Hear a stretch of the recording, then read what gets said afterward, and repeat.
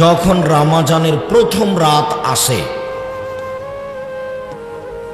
ইউনাদি মুনাদিন, আকাশ থেকে চিৎকার করে বলে, ইয়া বাগিয়াল খায়রে আকবিল, হে কল্যাণকামী তোমরা আগিয়ে আসো। ইয়া বাগিয়া শাররে আকসির, হে পাপকারী তুমি একটু পাপ থেকে বিরত থাকো। ওয়ালিল্লাহি উতকা মিনান নার, প্রত্যেক রাতে জাহান্নাম থেকে মুক্তি ঘোষণা হচ্ছে, প্রত্যেক রাতে জাহান্নাম থেকে মুক্তি ঘোষণা হচ্ছে, প্রত্যেক রাতে জাহান্নাম থেকে মুক্তি ঘোষণা হচ্ছে। ওয়া যালিকা কুল্লা লাইলাতিন, এটা প্রতি রাত চলতে থাকে। এই যে রমজানের রাত শুরু হলো, সেদিন থেকে আকাশের দরজা খুলে দেওয়া হয়েছে একবারে পুরো রমজান। আমি আর আপনি বুঝতে পারিনি রমজান কি জিনিস, যার কারণে আমাদের কাছে আসে আর চলে যায়, আসে আর চলে যায়।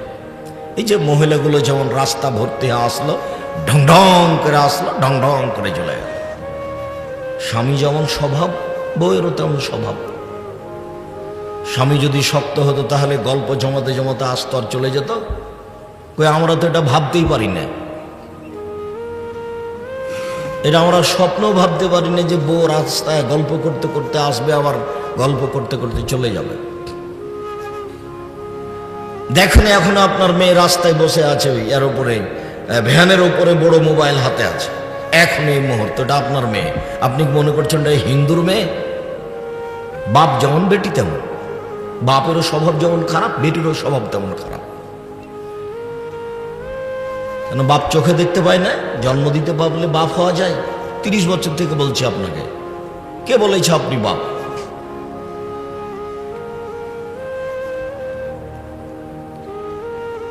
যে যেখানে আছেন দয়া করে কোনো কাজ দেখাবেন না আমাকে। আপনাকে আমি অনেক ভালোবাসি, আমার অজান্তায় আমি চলে এসেছি, আপনার আমি কিছু না কিছু উপকার করবই করব ইনশাআল্লাহ। রমজান এমন একটা মাস, একেবারে প্রথম রাত থেকে নিয়ে শেষ দিন সূর্য ডুবা পর্যন্ত সব সময় আকাশের দরজা খোলা আছে। যা চান লুটে নেন, যা চান যেটা চাইবেন। তাই তো রাসূল সাল্লাল্লাহু আলাইহি সাল্লাম বলেছেন, 3টে কারণে মানুষ হতভাগা হয়, দুর্ভাগ্য। তার একটা হলে বৃদ্ধ পিতামাতাকে পাওয়ার পরেও যদি তার পাপ মোচন না হয়, তাহলে ও হতভাগা মানুষ। কেন হলো না? সম্মান সেবা করে পাপ মোচন করে নেবে। 2, আমার নামটা আসার পরে সাল্লাল্লাহু আলাইহি ওয়াসাল্লাম বলল না, ও হলো হতভাগা মানুষ। কেন বলল না? 3, রমজান আসার পরেও পাপ মোচন করে নিতে পারলো না, তো হতভাগা মানুষ কেন পারলো না? কেন রমজান মাসে গল্প জমায়, কেন এত হাট বাজার করে, কেন এত ইফতারি সাজায়, কেন এত প্রস্তুতি হবে ক্ষমা চাওয়ার, দোয়া প্রার্থনার, কোরআন তেলাওয়াতের। আয়েশা রাদিয়াল্লাহু তাআলা আনহা বলেন, ইজা দাখালা আশরুল আওয়াখির, যখন রমজানের শেষ দশক আসত, তখন আল্লাহ রাসূল সাদ্দা মিজারাহু, লুঙ্গি গুটিয়ে নিতেন।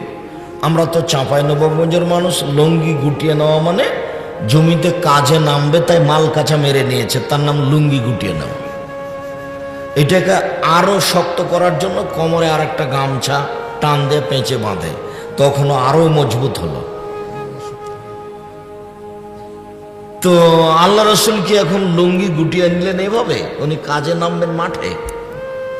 তা তো নয়। তো এই ভাষা কেন? তার মানে ইবাদত করবেন তার প্রস্তুতি, ইবাদত করবেন তার প্রস্তুতি মানে কম খেতে হবে, ইবাদত করবেন তার প্রস্তুতি মানে এশার সালাতের পরপরই ঘুমিয়ে যেতে হবে, 11টার মধ্যে 12টার মধ্যে উঠে যেতে হবে।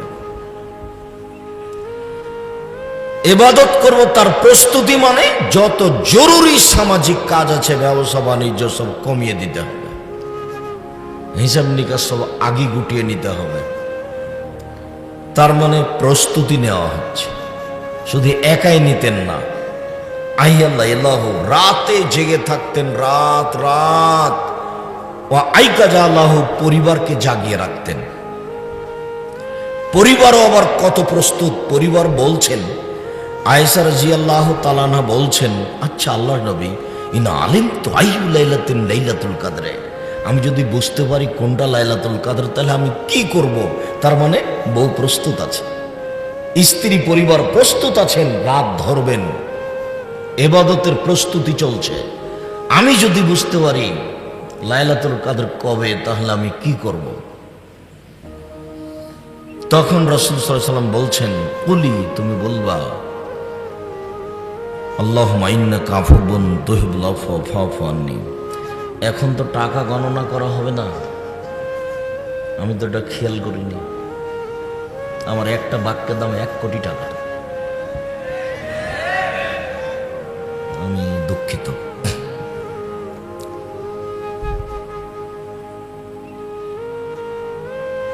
রাসূল সাল্লাল্লাহু আলাইহি সাল্লাম বললেন, তুমি বলো। 3টা বাক্য বলে দিলেন, বলো ইন্নাকা আফুবুন। বলার সাজ গতি কেমন দেখেন না। কোন জিনিস চাইলে হুমসি খালি চাওয়া যায় না, দেন 10 টাকা দেন, এভাবে বলা যায় না। আগে বলতে হবে আপনি তো খুব বড় মানুষ, ধনী মানুষ, মানুষকে দেন, আপনার দয়া মহব্বত অনেক বেশি। তা আল্লাহকেও কিছু বলা লাগে, ও প্রশংসা প্রিয় সত্তা, ওই প্রশংসা না করলে উনি খুশি হন না। তো এখন আল্লাহ নবী বলছেন, ঠিক আছে তুমি বলো, কি বলবে? আল্লাহুম্মা ইন্নাকা আফুবুন, আল্লাহ নিশ্চয়ই তুমি ক্ষমাশীল। প্রথম বাক্য, হ্যাঁ ক্ষমা তো তুমি তো ক্ষমাশীল।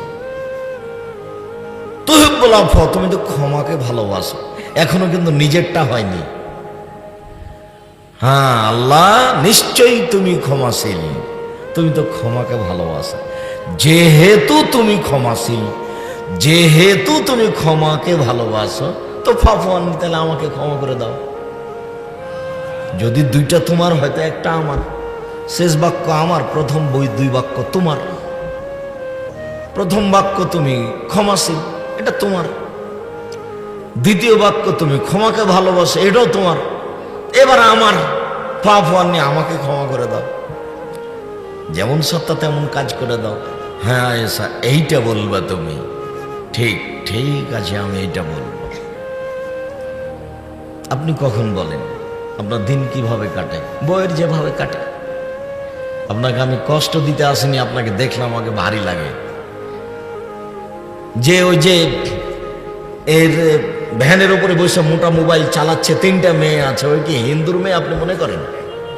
না, হিন্দুর মেয়ে আসেনি। যদিচ আমি আশা কামনা করি, যদি আমি কোনো এলাকায় চলে আসি, আজকে আপনাদের নাই জানানো হয়নি, তো চলে আসলে আমি আপনাদের দিনী ভাই বোন আত্মীয় স্বজন খালা ফুফু অন্তত 10 কিলোমিটার আশেপাশে যা আছে সবার আশা কামনা করি, হিন্দুর আশা কামনা করি।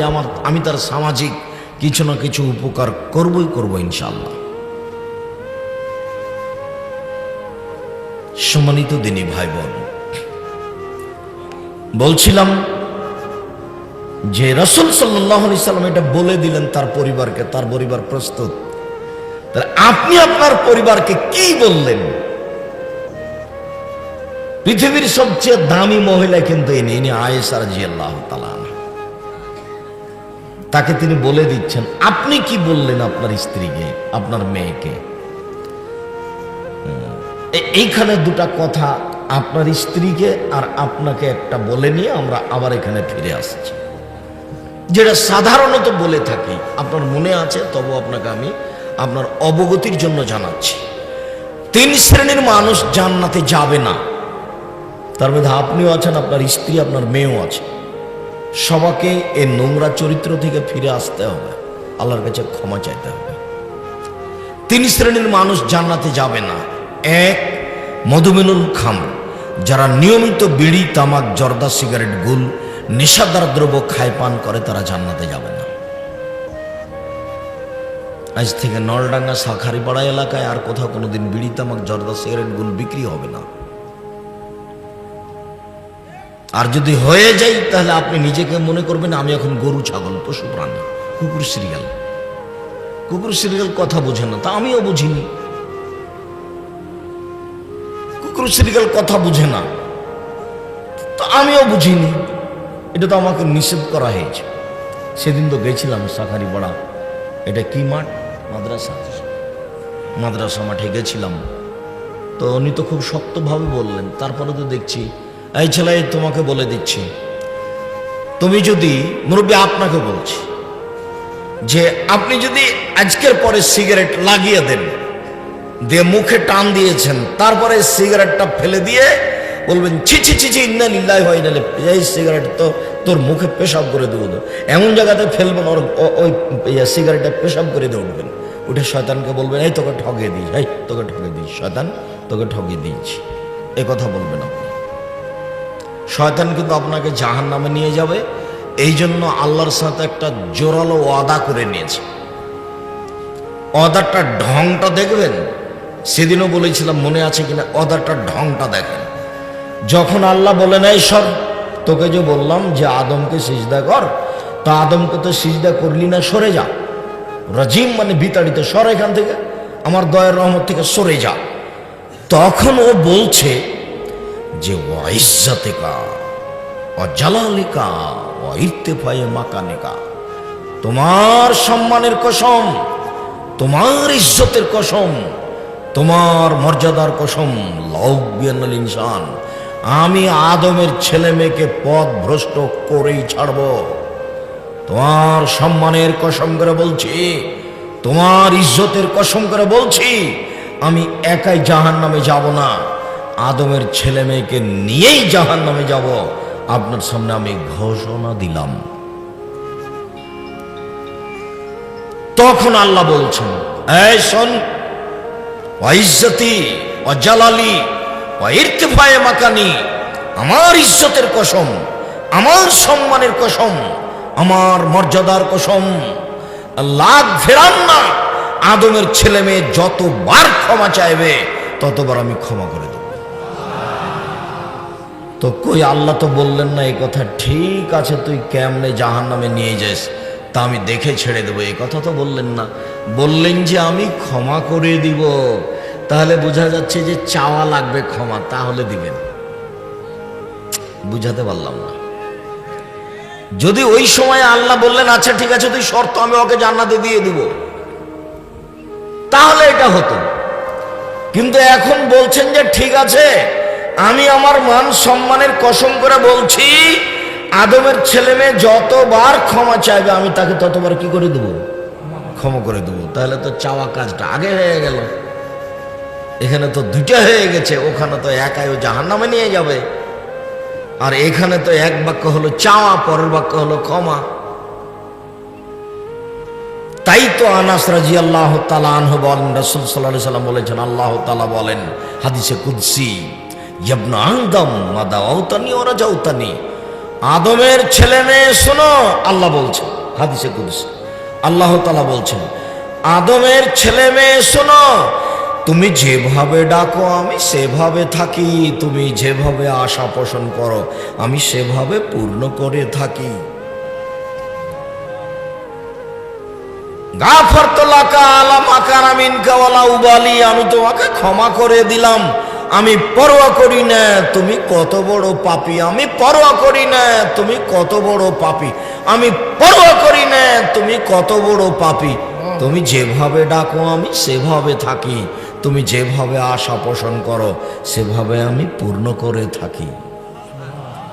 আবার বলছেন ইবনে আদম লাউ বালাগাত যুনুবুকা আনানাস সামায়ে, আদমের ছেলে মেয়ে শোনো, তোমার পাপ বেশি হতে হতে যদি আকাশে লেগে যায়, পাপ আর পাপ, আকাশ জমিন পরিপূর্ণ হয়ে আছে, ফাস্তাগফিরতানি, তুমি যদি আমার কাছে ক্ষমা চাও, গাফারতু লাকা, আমি তোমাকে ক্ষমা করে দেব, বলো উবালি, আমি পরোয়া করি না তুমি কত বড় পাপী, আমি পরোয়া করি না তুমি কত বড় পাপী, আমি পরোয়া করি না তুমি কত বড় পাপী, তুমি যেভাবে ডাকো আমি সেভাবে থাকি, তুমি যেভাবে আশা পোষণ করো আমি সেভাবে পূর্ণ করে থাকি, আমি পরোয়া করি না তুমি কত বড় পাপী। হাদিসে কুদসি। এদেশে একটা বই পাওয়া যায় উপদেশ, ওই বইয়ে এই আলোচনা আছে, কে বড় লাভবান ওই বইও আছে। তিরমিজির হাদিস। আপনি তো মনে করছেন যে আব্দুর রাজ্জাক সাহেবের উপদেশ বইটি না কিনা আব্দুর রাজ্জাক সাহেবকে ঠগিয়ে দিয়েছি, তো সেটা তো মনে করলে আমার কিছু করার নাই। এদেশের তো মিথ্যা বইকে বাতিল করার জন্য আমি এই সবগুলো চেষ্টা চালিয়ে যাচ্ছি। কত জীবন বাজি রেখে আমি আলেম ওলামা রেখে পয়সা পাতি খরচ করে আলিতেশাম পত্রিকা বই পুস্তক আপনার সামনে পেশ করার চেষ্টা করছি। কেননা আমি জাতির সামনে বলেছি আমার মনে বড় সাধ, এদেশের মাটির দামে উন্নত মানের প্রতিষ্ঠান গড়বই ইনশাল্লাহ।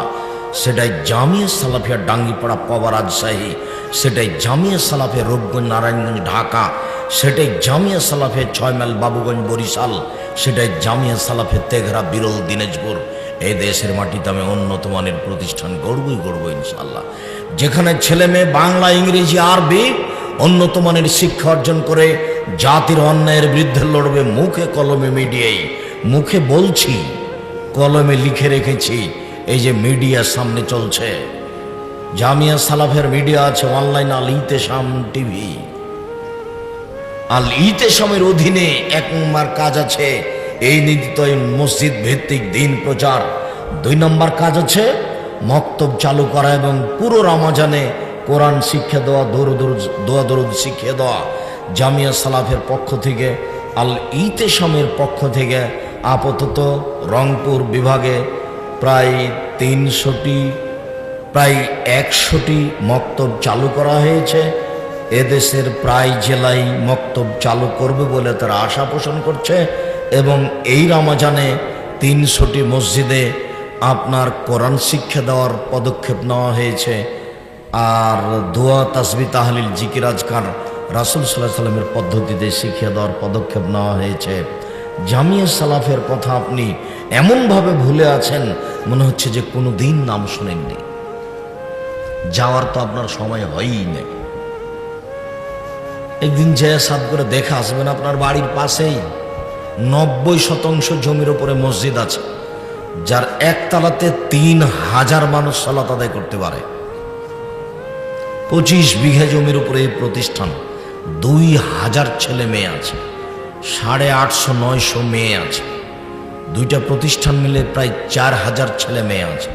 305 জন এতিম আছে, 500 অসহায় ছেলে মেয়ে আছে, প্রায় 250 জন শিক্ষক শিক্ষিকা কর্মচারী আছে, প্রায় 26 লক্ষ টাকা প্রতি মাসে বেতন লাগে। সেটা আপনার টাকা দিয়ে চলছে। আমি তো ফকির মানুষ, টাকা পয়সা কোথায় পাবো?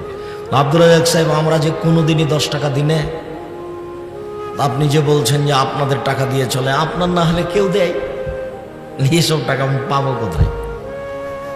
জামিয়া সালাফের রূপগঞ্জ নারায়ণগঞ্জে আমরা 1200 শতক জমি কিনবো বলে গত রমজানে সিদ্ধান্ত নিয়েছিলাম।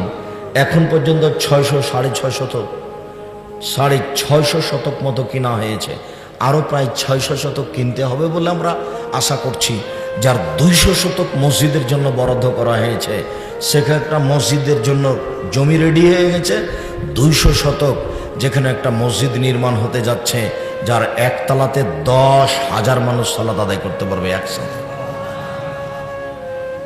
যার পাশে অস্থায়ী একটা টিন সেট মসজিদ করা হয়েছে, যেখানে 3000 মুসল্লি একসাথে সালাত আদায় করতে পারবে। এটা অস্থায়ী পাশে করা হয়েছে, ওইটা রেডি হচ্ছে। এই জন্য আপনার স্বাদ না থাকলে তো আমি কিছু করতে পারি না। উপদেশ বইটা আপনি কিনতে পারেননি, দোয়ার বইটা কতদিন আগে পেশ করেছিলাম যে চলন্ত দোয়া চলবে না, বিসমিল্লাহ বলে ইফতার করতে হবে। আল্লাহুম্মা কাসম তো ওয়ালা রিজকে আফতার তো বলা যাবে না। কিন্তু আপনার কোথায় যে অনীহা থাকলো, আপনি 100-150 টাকা খরচ করে বইটা বাড়িতে নিয়ে আসতে পারবেন না। আমি আপনার জন্য লিখেছি, এদেশে মিথ্যা বইকে বাতিল করার জন্য লিখেছি। এক, বিড়ি তামাক জর্দা সিগারেট গোল নেশাদার দ্রব্য পান করে খায় যে সে জাহান্নামে যাবে। 2, আর রাজরাত মিনান নিসায়ে, পুরুষের বেশধারী নারী, যারা পুরুষের জুতা স্যান্ডেল পরে, যারা পুরুষের শার্ট প্যান্ট পরে, যারা পুরুষের পোশাক পরে, এরা জান্নাতে যাবে না, এরা জাহান্নামে যাবে। কেন আপনার মেয়ে, কেন আপনার বউ নলডাঙ্গা বাজারে যায়, কেন নাটোর বাজারে যায়? আপনি কি মরেছেন? আপনার ছেলে কি মরে গেছে?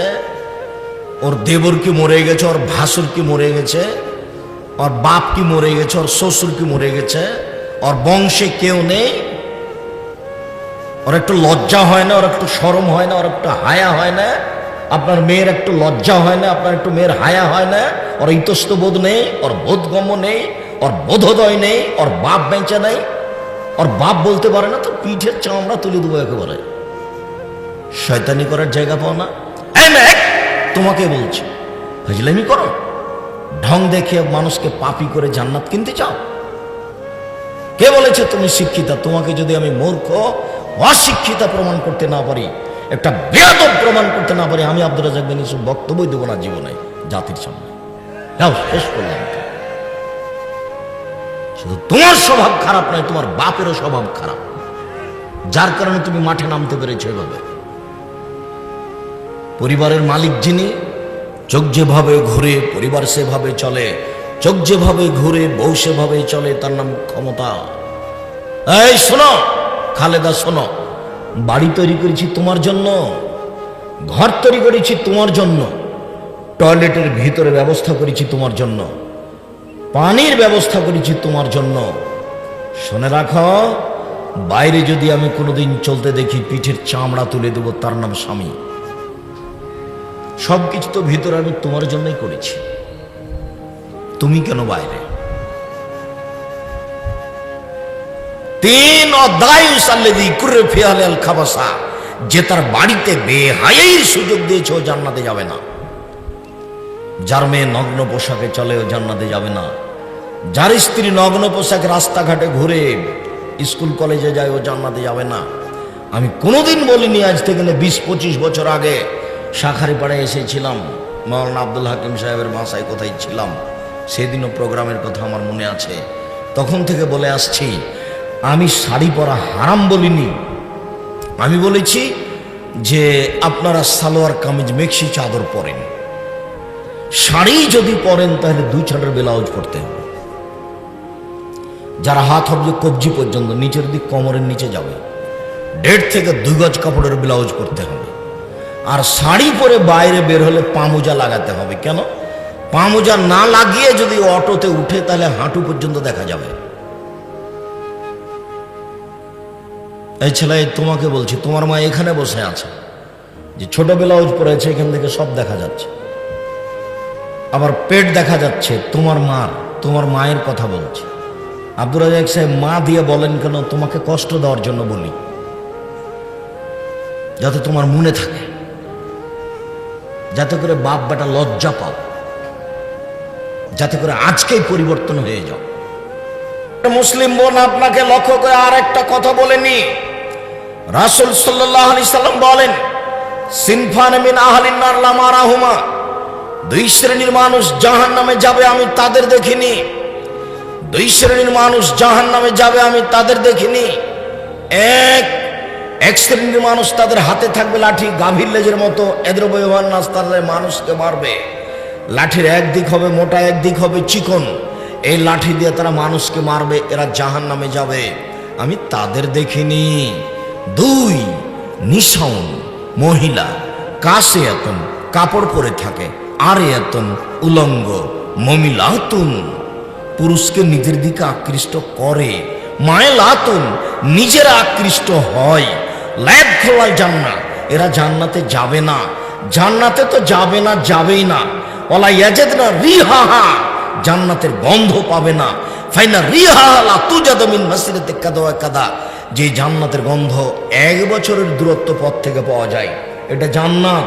এখানে একটা ঘোড়া দৌড়াতে লাগলো, এখান থেকে 1 বছর দৌড়িয়ে যত পথ যাবে, ওর মাথায় যদি আপনি দাঁড়ান তাহলে জান্নাতের গন্ধ আপনি পাবেন, কিন্তু এইসব মেয়ে জান্নাতের গন্ধ পাবে না।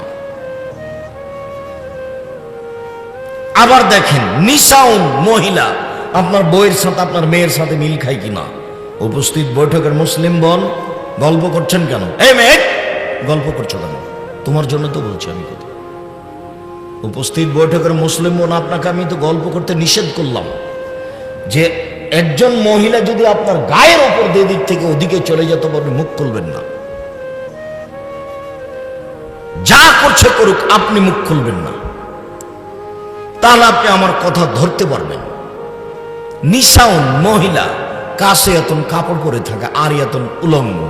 নেন, কাপড় পরে উলঙ্গ হয় এ কথা আমি বলিনি, এ কথা মুহাম্মদ সাল্লাল্লাহু আলাইহি ওয়াসাল্লাম বলছে।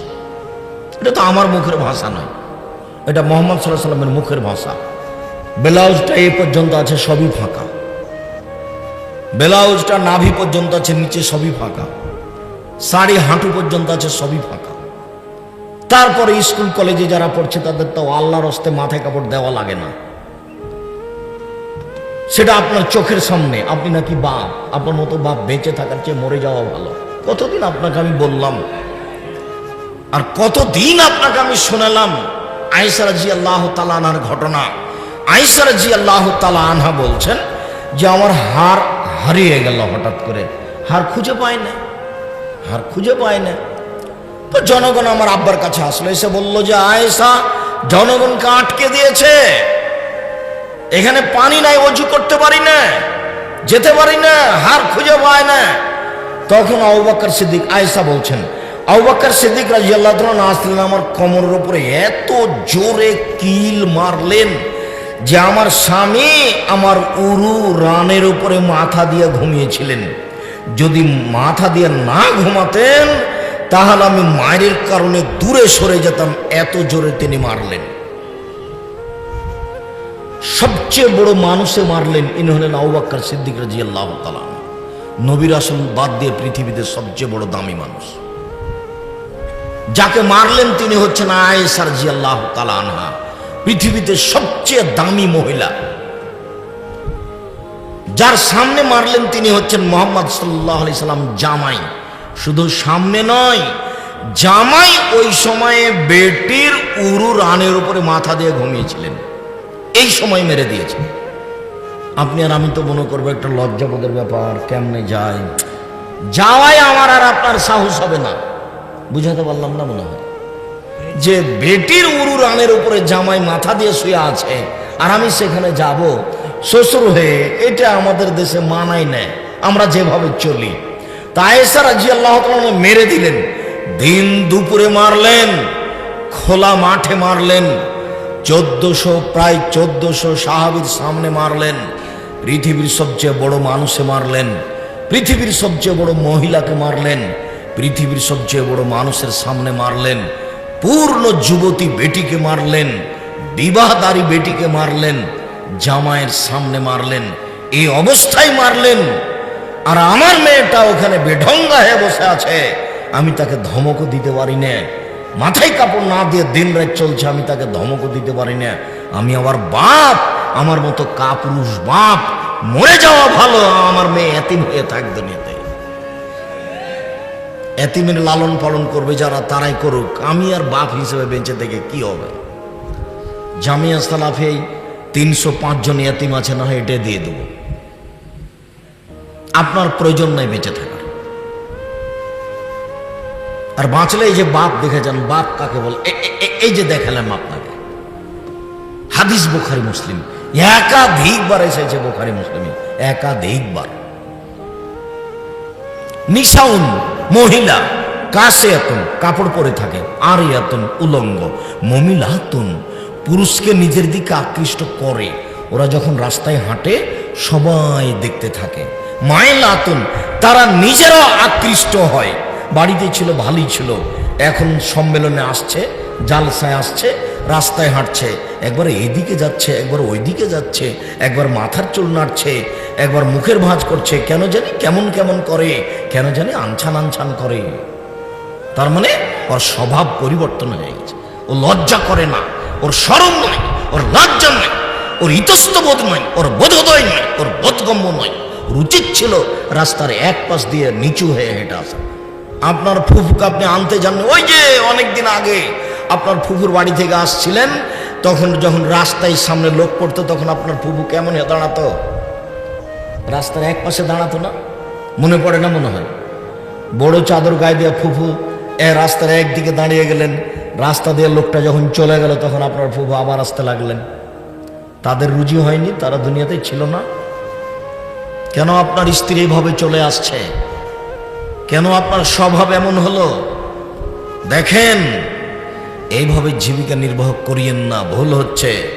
দেখেন ভুল হচ্ছে, দেখেন ভুল হচ্ছে। নীতি স্বভাব নিয়ম পরিবর্তন করেন, নইলে জাহান্নাম অপেক্ষা করছে।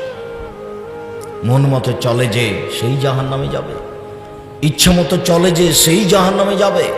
রাসূল সাল্লাল্লাহু আলাইহি ওয়াসাল্লাম বলছেন, হুজবাতিন নার বিশাহওয়াত, মনের ইচ্ছা দিয়ে জাহান্নাম ঘেরা আছে, প্রবৃত্তি দিয়ে জাহান্নাম ঘেরা আছে। নিয়ম নীতি কষ্ট ক্লেশ ত্যাগ তিতিক্ষা অনেক কিছু দিয়ে জান্নাত ঘেরা আছে। বুখারী মুসলিম। জান্নাত পাওয়া টাফ ব্যাপার, জাহান্নাম সহজে পাওয়া যায়। দাড়ি চাঁচে যে মন মতো চলেছে, টাকনুর নিচে প্যান্ট পরে যে মন মতো চলেছে, মন মতো চলে যে জাহান্নামে যাবে সে। দোকানে বসে আড্ডা পিটে যে ল্যাংটা মেয়ে দেখে, দোকানে টিভিতে ল্যাংটা মেয়ে নাচছে, মাথায় টুপি আছে, ঘন্টার ঘন্টা বসে আছে, ল্যাংটা মেয়েকে দেখে বেটা চক্ষু ঠান্ডা করে, কলিজা ঠান্ডা করে। ও জান্নাতে যেতে চায়, জান্নাতের মেয়ে ভোগ করবে। জান্নাতের মেয়ে অত সহজ? আল্লাহ তাআলা বলছেন জান্নাতের মহিলারা হচ্ছেন, ওদের চক্ষু হবে লম্বা লম্বা টানা টানা ডাগর ডাগর চক্ষু, ওদের মাথার চুল হবে লম্বা লম্বা কুচকুচে কোঁকড়া কোঁকড়া কালো চুল, ওদের বয়স হবে 15-16 বছরের মেয়েদের মতো। ওদের কোনোদিন পেশাব হবে না, ওদের কোনোদিন পায়খানা হবে না, ওদের কোনোদিন হায়েজ হবে না, ওদের কোনোদিন নাকে শিকান আসবে না, ওদের গায়ে কোনোদিন ময়লা হবে না, ওদের কাপড় কোনোদিন অপরিষ্কার হবে না। ওদেরকে দেখে মনে হবে ঝিনুকের মধ্যে লুকানো মুক্তা, ওদেরকে দেখে মনে হবে ঝিনুকের মধ্যে লুকানো মুক্তা। আল্লাহ তাআলা চ্যালেঞ্জ করে বলেন, পৃথিবীর মানুষ শুনে রেখো, লাম ইয়াতমুসহুন্না ইনসুন ক্বাবলা ওয়ালা জান, এত সম্মান দিয়ে আমি তাদেরকে রেখেছি, জিন কোনোদিন তাদের স্পর্শ করেনি, মানুষ কোনোদিন তাদের স্পর্শ করেনি। ওদেরকে আমি ঢেকে রেখেছি তোমাদের জন্য। জান্নাতের এই মেয়ে ভোগ করতে চান? ওই আস্কারা মাস্কারা পরানো মেয়ে, ল্যাংটা মেয়েকে দেখে, যে মেয়ে একেবারে জাহান্নামের দরজায় দাঁড়িয়ে আছে, সেই মেয়েকে দেখে চক্ষু ঠান্ডা করে কলিজা ঠান্ডা করে আপনি জান্নাতে হিসাব করছেন? সহজ নয়। ওদেরকে ভোগ করার টাফ ব্যাপার। এই ছেলে, তোমাকে বলছি তোমার মোবাইলে যেন আর কোনোদিন ল্যাংটা মেয়ে না নাচে। এই মেয়ে, তোমাকে বলছি তোমার মোবাইল হাতেতে এখনই মোবাইল দেখে আস। তোমার বাপের একটু শরম হয় না? তোমার হাতে এত বড় মোবাইল কেন? তোমার বাপের বলে টাকা নাই, 10-20 হাজারের মোবাইল টাকা মোবাইল তোমার হাতে কেন? মানুষ তো, আমি কোটি কোটি টাকা মানুষের কাছে ভিক্ষা চাই রোজ, আমি একজন ভিক্ষুক, তা আমার কাছে একটা মোবাইল আছে ওই যেগুলো বাটন টিপা লাগে সেটা, আর আমি শুধুমাত্র রিং হলে অন করতে পারি, আর কিছু পারি না। আপনার নামটা আমি সেভ করে রাখতে পারি না, আপনি যতই আশা করেন। আপনি অনেকদিন বলেছেন আব্দুল রাজ্জাক সাহেব আমার নামটা একটু সেভ করেন, তো আমি তো সেভ করতে জানি না, আমি করবো কি করে? উপস্থিত বৈঠকের দিনই মুসলিম বোন, আপনাকেই বলছি, আপনার একটু লজ্জার দাবি করছি। নিজের উপকার করেন, জাতির ক্ষতি করিয়েন না। একটু লজ্জা করেন, একটু শরম করেন, একটু হায়া করেন, একটু লম্বা ব্লাউজ পরতে শিখেন, সালোয়ার কামিজ মেক্সি চাদর পরতে শিখেন। মানুষের ক্ষতি করিয়েন না, যুবকের ক্ষতি করিয়েন না। আর তুমি একটা মেয়ে মানুষ, তুমি এই মোবাইলে ল্যাংটা মেয়ে দেখো কি করে? তোমার কেন একটু লজ্জা হয় না, শরম হয় না কেন? তোমার মোবাইলে কেন দিন ল্যাংটা মেয়ে নাচে? যে না তুমি দেখো কেন? তুমি মেয়ে মানুষ। সম্মানিত দিনী ভাই বোন, আপনাকে বিনীতভাবে অনুরোধ জানাচ্ছি এখান থেকে ফিরে আসেন। উপস্থিত বৈঠকের মুসলিম বোন, আপনাকে আমি নিরাশা করিনি, আশ্বস্ত করে যাচ্ছি। আপনি মনে রাখেন, 4টা কাজ করতে পারলে আপনি জান্নাতের সব দরজাতে ঢুকতে পারবেন, কোনো সমস্যা নেই। আপনাকে আমি নিরাশা করিনি, আপনি 4টা কাজ করতে পারলে জান্নাতের সব দরজাতে ঢুকতে পারবেন, কোনো সমস্যা নেই। 1, সালাত খামসাহা, 5 ওয়াক্ত সালাত আদায় করবেন, নামাজ পড়বেন। 2, সমাজ সাহারাহা, রমজান মাসের রোজা থাকবেন, এই যে চলে আসছে। 3, আতাত বালাহা, স্বামীকে মেনে চলবেন, তিতা লাগুক আর মিঠা লাগুক। 4, আহসানাত ফারজাহা, জেনায় লিপ্ত হবেন না, জান্নাতের সব দরজা খোলা। আব্দুর রাজ্জাক সাহেব, দীর্ঘদিন থেকে আপনি আমাদের এলাকায় আসেননি, আপনার বক্তব্য আমরা শুনি, আপনাকে অনেক ভালোবাসি।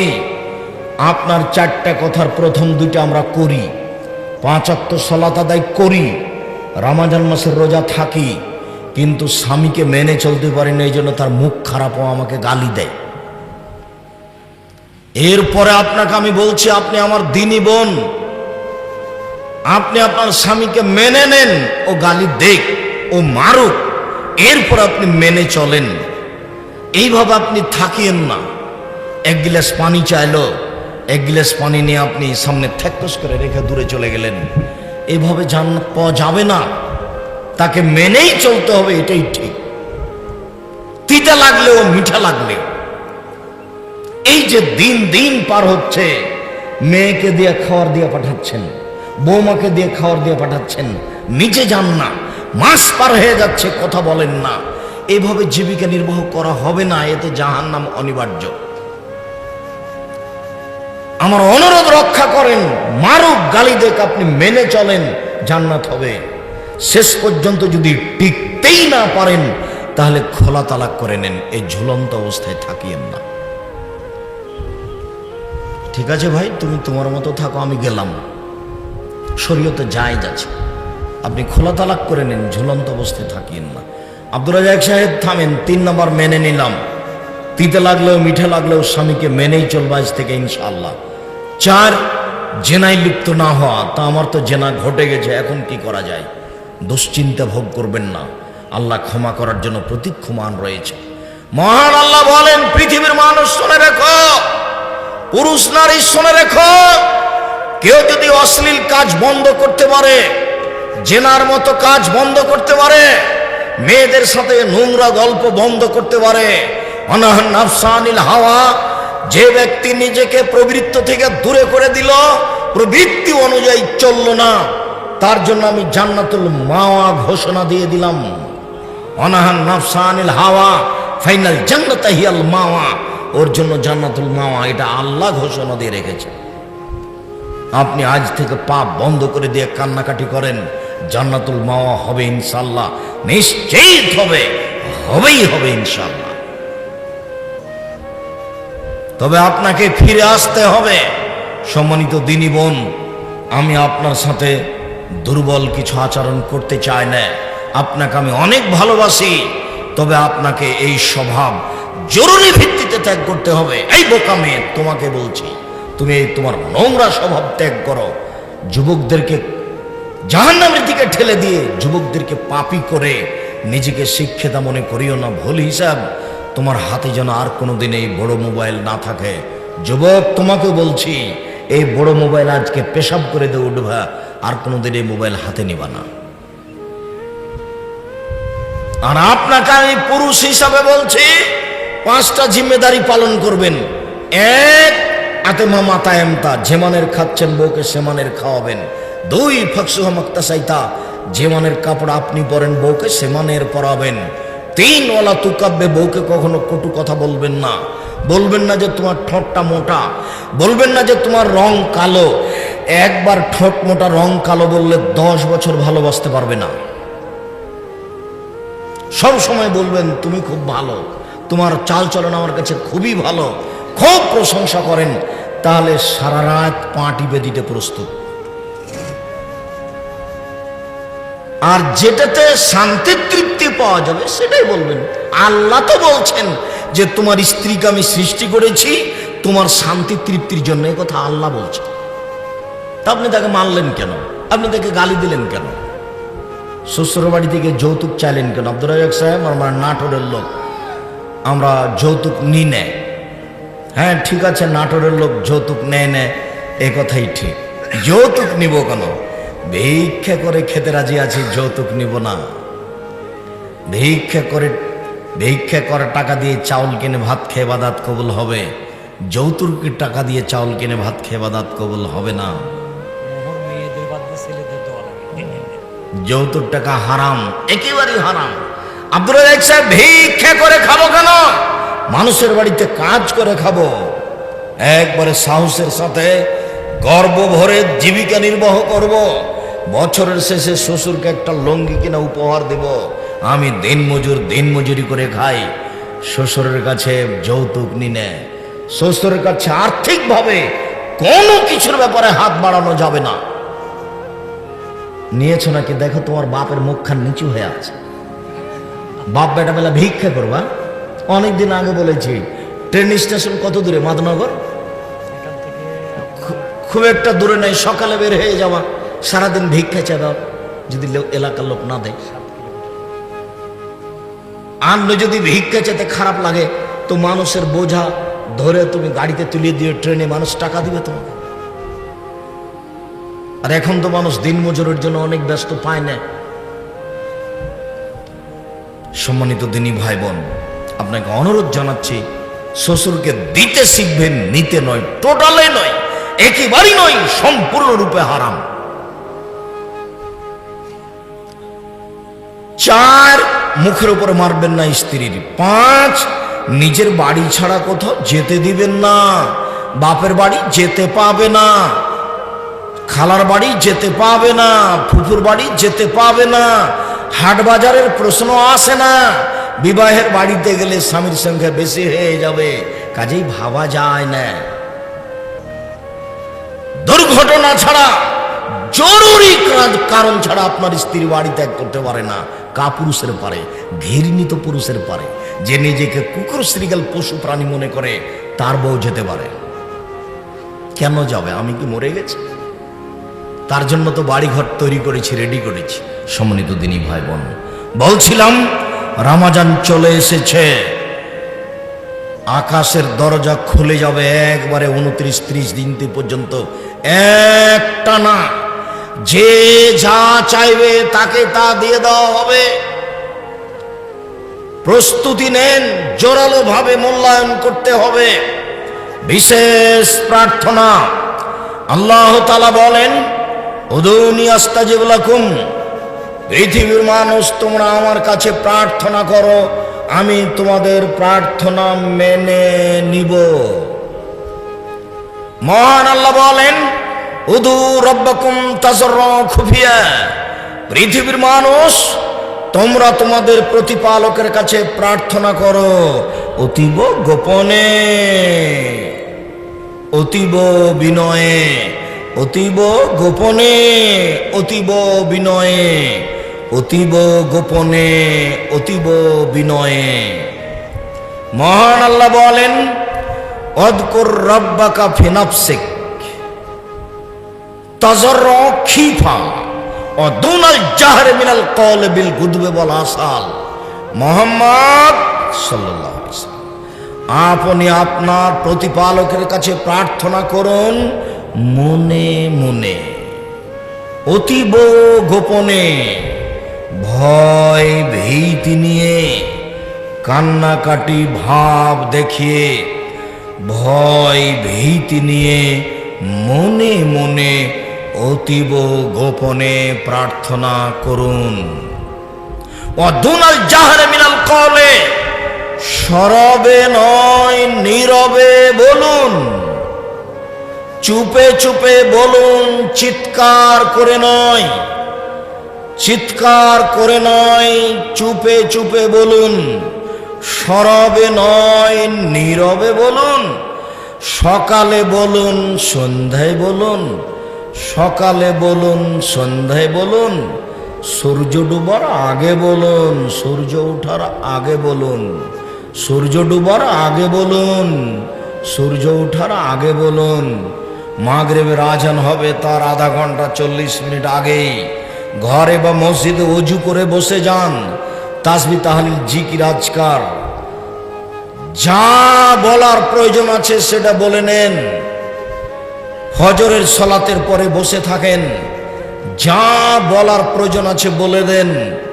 রাসূল সাল্লাল্লাহু আলাইহি সাল্লাম বলেন, পৃথিবীর মানুষ ওয়াস্তাইনু বিল গুদওয়াতি ওয়ার রাওহাতি ওয়া শাইয়্যিম মিনাদ দুলজা, সকালে ডাকো, বিকালে ডাকো, রাতের অন্ধকারে ডাকো, সকালে ডাকো, বিকালে ডাকো, রাতের অন্ধকারে ডাকো, সকালে ডাকো, বিকালে ডাকো, রাতের অন্ধকারে ডাকো। আবু হুরায়রা রাদিয়াল্লাহু তাআলা আনহু বলেন, রাসূল সাল্লাল্লাহু আলাইহি সাল্লাম বলেছেন, ইয়ানজিলু রাব্বুনা তাআলা ইলা সামাই দুনিয়া হিনা ইয়াবকা সুলুসুল লাইলিল আখিরা। রাতের 3 ভাগের যখন 2 ভাগ পার হয়ে যায়, 1 ভাগ থাকে, তখন আল্লাহ তাআলা সপ্তম আকাশ থেকে প্রথম আকাশে নেমে আসেন। নেমে এসে চিৎকার করে বলেন, মায়াদুনি ফাস্তাজিব লাহু, আদমের ছেলে মেয়ে কে শোনো, যে আমাকে ডাকছো আমি তোমাদের ডাকে সাড়া দিব। মায়া সলানি ফাওয়াতিহু, যে যা চাইবে আমি তাকে তাই দিয়ে দিব।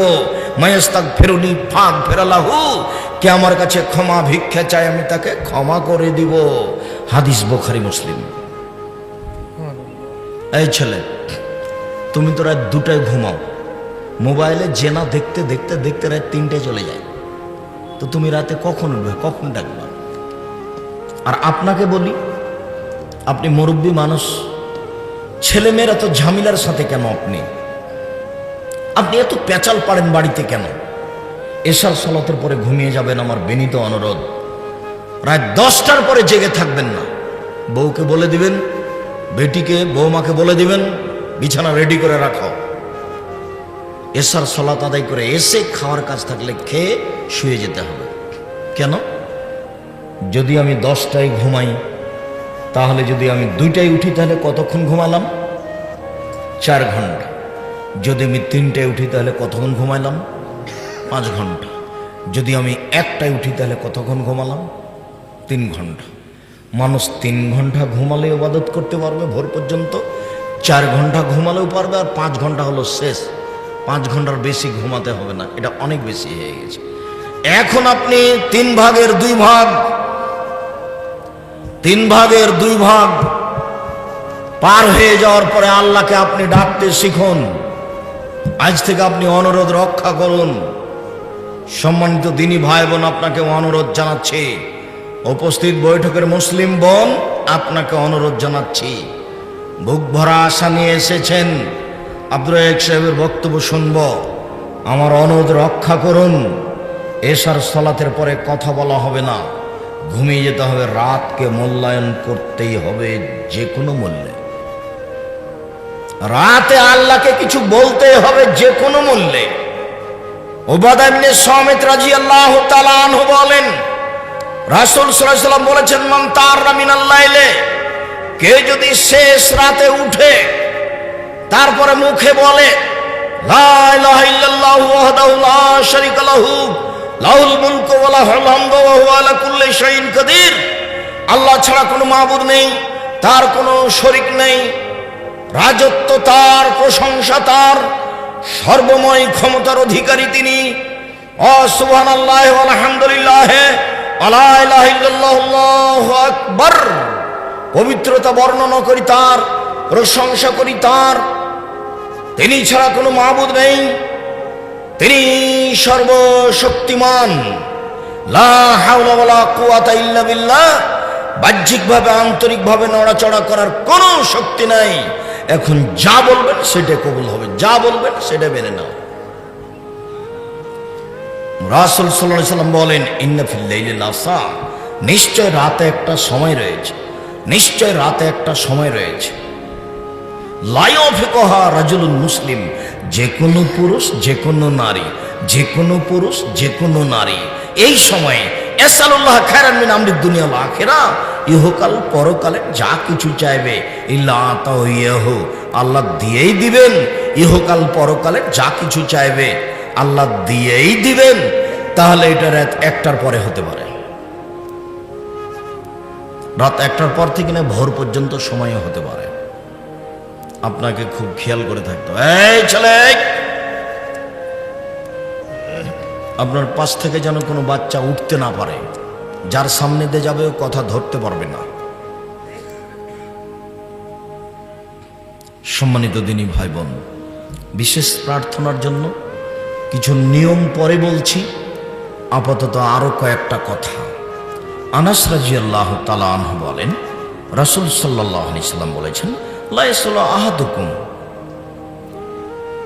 রাব্বাহু হাজাতাহু কুল্লাহ, তোমরা সময় তোমাদের প্রতিপালকের কাছে সব কিছু চাও, ছোট থেকে ছোট, বড় থেকে বড়, সব কিছু চাও।